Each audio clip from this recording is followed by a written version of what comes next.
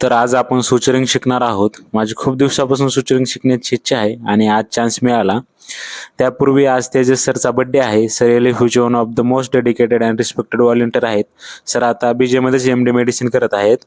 तर आज सरचा बर्थडे असल्यामुळे आम्ही सर्वांनी तो सेलिब्रेट केला.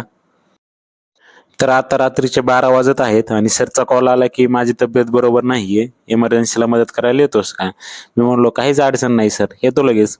मुळात मला काम करायचा कंटाळा नाही आणि मला पण भरपूर गोष्टी शिकायला भेटतात. तर हा इमर्जन्सीचा सीन आहे रात्रीचा. 40 नंबरला आहे आपली ती इमर्जन्सी. तर मी ग्लोव्ज वगैरे घालून सुचरिंग करण्यासाठी रेडी झालोय. सुचरिंग सुचरिंग करताना सगळ्यात बेसिक जी गोष्ट आहे, निडल होल्डर थंब आणि रिंग फिंगरच्या मधात हे होल्ड करायचं असते, ना की थंब आणि आपल्या त्या थंबच्या शेजारच्या बोटामध्ये. आपण वुंड क्लिअर करण्यासाठी नॉर्मल सलाईन आणि बिटाडीन यूज करतो. तर